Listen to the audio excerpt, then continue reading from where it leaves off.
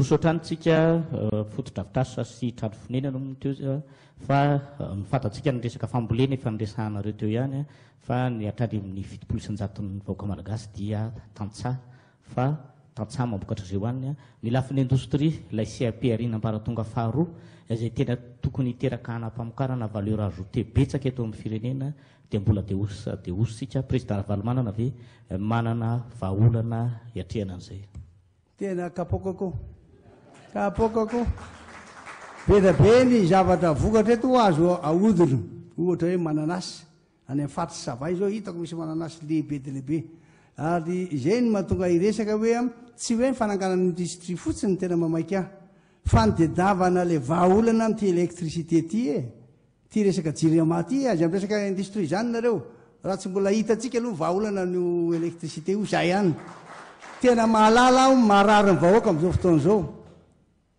satria raha vao ny eto amintsika ny lafo indrindra ary eto amintsika mampifilafila indrindra eo ampanaovana zavatra anao na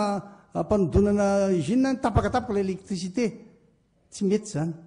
talohan'ny 5 sy 4 tsisy an'izany délestage zany tsy na zany ny olona voafehy tsara mihitsy azy jirama fa tateorina lasa dolan'izao le délestage coupe mialatsiny fotsiny ianao ve ministre l'industrie ministre ny jirama zao dia milaza hoe ka tsy ampy gazoala dia zay tsy afaka aminao zany nisy générateur be be napetraka ao amandriseza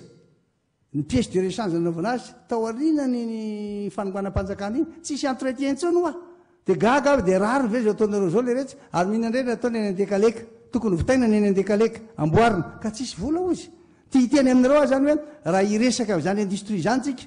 fixetsika aloha nyresaka électricité fa raha tsisy ny électricité tsisy mpandrara mpanodina sakafo ho avy eto mpanodina mpanao usine ho avy eto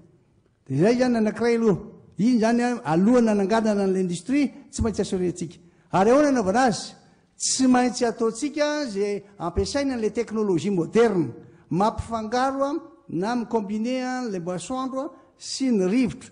ary ny énergie azo avy amin'ny termika avy amin'ny gazoal reo na combinetsika efa misy étude akaiky dia akaiky ho vita ao dia zao koa ezahtsika isaka reny faritra ireny na ireny commune ireny hoe aiza misy chute d'eau azo anaovana an'le ana électricité fa ny électricité aloha tena maiky amiko dia efa avy eo manodina usine ray zay jerevana koa satria misy tena tsy manaraka ny tena tokony ho izy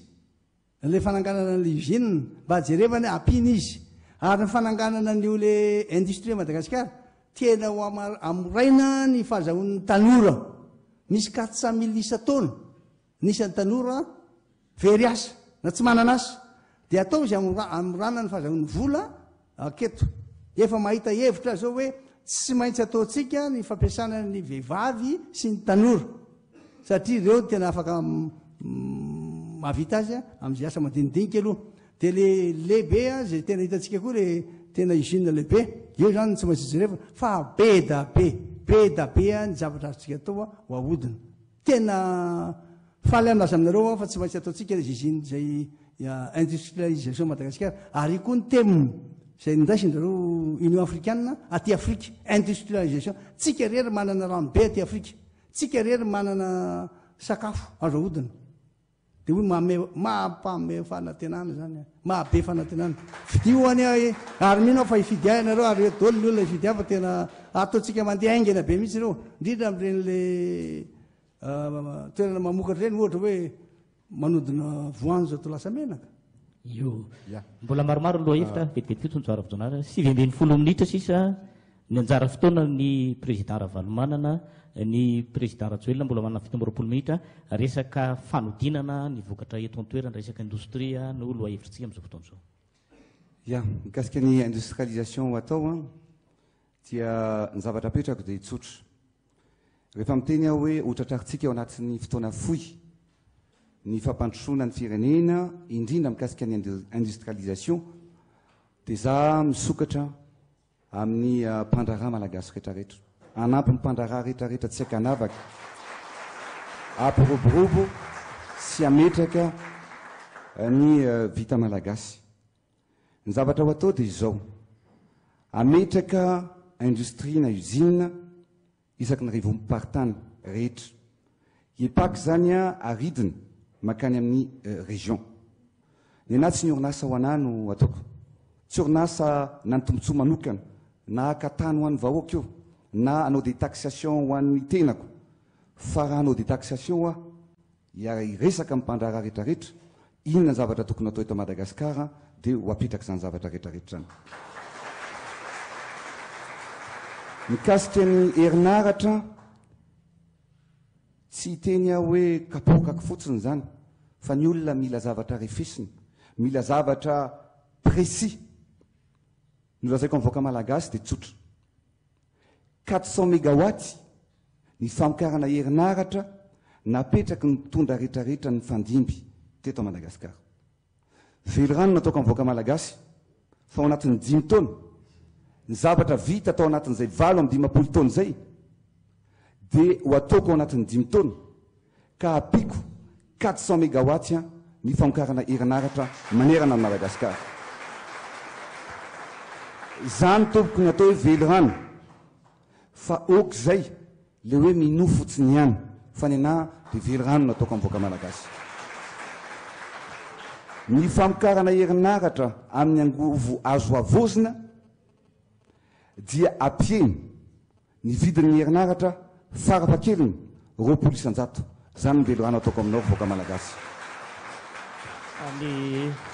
mitovitovy ihany ane zany hevitra zany momba nikasika resaka hoe électricité énergie misy itovizany ihany ino tisy teo renouvelable dia tsy mampitovy azy ray précis ino to ndray précis ary ny anao précis sa tsy précis ny programme anao io tsy hoe précision miankina amin'izay filana na besoin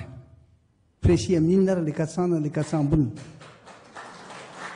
rehefa nankana usine ianao dia fantatra hoe ty usine ty zao ny consommation ilaiko zao ny besoin ilaiko isan'andro zao ny amin'ny alina zao ny anotandro karakaraka ilay industrie niona tamin'ny sim mangia le syndicat des industries tamin'ny zoma tamin'ny zoma arivo dia efa nidesaka mihitsy zay hoe zoaby no ataotsika fa na izy ary mamehevitra mahafinanaritra aly izy fa zany hoe mba hanay fotsiny iny aloha vitanao naotsika azy fa io électricité io aloha hoe firy zao ny ilainy reny usine be mpanao savony reny na firy ny ilainy reny mpanao lampy reny précision tsy tonga raha tsy manao étude fa tsy tonga dia ataoko précis fotsiny hoe da hanao 2000 fa mila étude aloha ia iverina atao amin'ny président Rajoelina ny mampimenimenina ary afaka manakivitnisy aloha précision ozy izy président Ravalomanana zay ny anay ny étude efa vita hatramin'ny ela président Ravalomanana tsy hoe vao atao fa efa vita mba fantatry président Ravalomanana ave hoe firy ny puissance électrique azo avy amin'ny hydroélectrique eto Madagasikara fantatry hoe firy mégawatt ve afaka mametraka fanontaniana koa ve valio aloha ny ana dia mamaliny anao a rehefa fantatry hoe firy mégawatt ny puissance disponible en hydroélectrique eto Madagasikara 200 000 7800 mégawatts président Ravalomanana tsy vitanao le étude zany fa omeko anao efa hitanay daholo hoe aiza ny point rehetrarehetra afahana manao hydroélectrique eto Madagasikara indresahako an'izany ke ny ilainy 200 000 zany na ny Afrique du Sud ary tsy misy an'izany 200 000 zany ametraka fanontaniana hoe vita meloa le étude tapo le zavatra vita meloa ny étude anao inona raha le industrie anaovana hoe reto ny ilana ny électricité zay ny fanontaniako président Ravalomanana ianao ihany teo ny teny hoe ilaina ny électricité mba hanaovana ny industrialisation matoa any amin'ny province any amin'ny faritra tsy misy ny famoronana orinasa dia satria lafo be ny vidina herinaratra zany teny aminao ohatra fotsiny zao any amin'ny sud manana charbon tsika charbon any Sako efa hitanay ny fomba hanaovana an'izany afaka rotona io dia ho vita ary rehefa mipetraka ny any Sako 300 mégawatt ny vita ny any Sako apiena ny herinaratra vidiny herinaratra any amin'ny sud rehetrarehetra zay le étude sy précision zao mbola veriko ihany ho fantatra mivoaka malagasy tsy andrakandrana aho na tsapatsapa ny fitondrana firenena anisan'ny tena fototra iorenany fampanotrona ny fanodonana le lazenareo tao ny ny zavamisy eto Madagasikara mba misy an'le valeur ajoutée noho izany a tsy maintsy fata manao étude tsara ianao inana ataonao an'le izy fa tsy ho tenitenenina fotsiny hoe anao an'izao dia anao an'izao tsy maintsy miainga tsara amin'ny zavatra misy ianao a zay hoe firy kavy ilainao amin'ity zone ity dia zay no tsy maintsy ampiasaintsika an'le solaire panneau solaire reny zay ny ampiasaintsika ny resaka rivotra satria be rivotra ny avaratra ohatra zao a raha ohatra zao aka n'ren'le iolene reny any Allemagne ny démonter azy a entina makaty no ataontsika efa me gâteau daholo izy rehetra ataony cadeau daholo izy rehetra fa ny batazy fotsiny tsy maintsy ataontsika sy nitondra azy io électricité io tsy maintsy aboaritsika io tsy maintsy vitatsika io fa raha resaka usine zany industrie zany aza manontany an'izany nareo fa haika eo raha minitra fotsiny alefa miteny président Ravalomanana natao dia hoe izy mantsy ny teny hoe tsy atao aza atao no mitsapatsapa izay tompoko tsy mitsapatsapa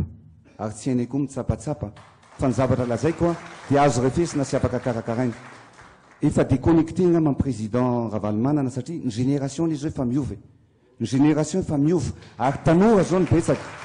zao ny zavatra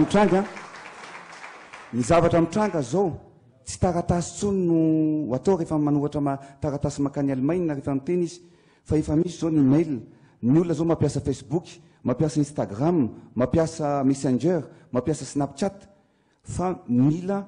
mba manaraka ny toetrandro kely ngamba ny président amin'ny zavatra olazaina sy ampiasaitsika dia manome toromarika ny teknisianina hoe aorinan'ity fanontaniana aperako tia dia midemara ny chrono atsika mbola mijany amin'ny indostrie ihany sika mampimenomena ny industriel eto Madagasikara ary na ny SIM na ny GEM sy orinasa rehetrarehetra dia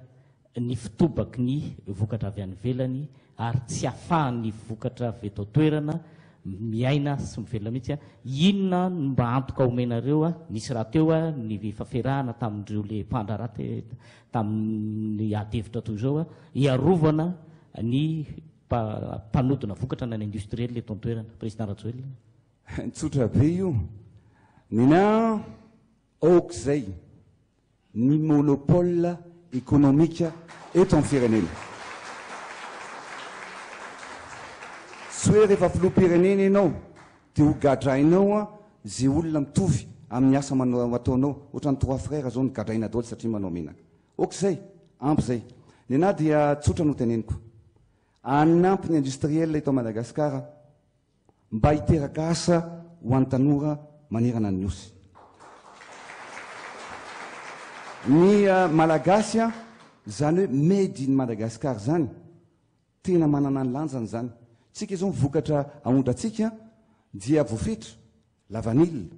jirofo letchi sy ny maro zay tsy voatanisy ianao rehefa makany ivelany dia mahita ianao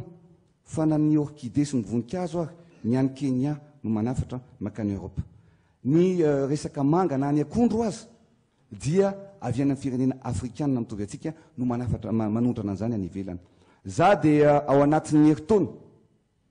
dia anampy ny tatsa sy ny industriel dia ho hitatsika eo fa anondrana vokatra vita malagasy any Europa any Azia Asia any Chine tsika rehetrarehetra zany ny anany zavatra ho ataoko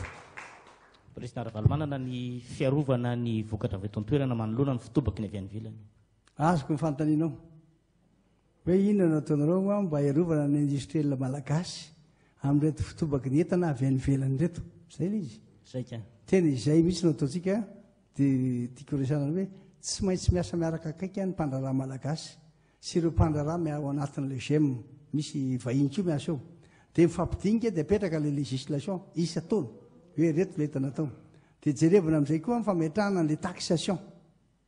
tena zavatra nataon'ireo tao Afrika Atsimo izy io mba iarovana n'lay mpandraraha ao anatin'le firenena satria tsy avela fotsiny raha oharina ny herin'ny sasany aty any amin'ny Chine tsy hitovy an'izany mihitsy eto Madagasikara hiaro androary zany ny fanazavana tatsy amin'ny 40 taona dia mametoky anareo ary industriel malagasy sy anareo izay fo mivelona amin'ireny petite et moyenne entreprise eny fa tsy maintsy atao zay iarovana anareo mba tsy satria tena tsy afaka miaina mihitsy izy zao fitobaka ny zavatra avy any ivelany tonga dia entinareo makaty Madagasikara ndanange jereo androa andahy efa misy teknika ampiasainy zay le lazay hoe tsy afaka miolon'olona fotsiny tsika fa politika atsika tsy maintsy tsy maintsy manaraka tsara ny zava-misy ary zany lazany hoe tsisy teknôlôjia ngamba mbola raha ampitahina mbola raha ran'olana oarina ny teknôlôjia sy ny taikefananako ny zavatra misy satria io arakarak'izay fandraisana amin'ny firenena ambony eny.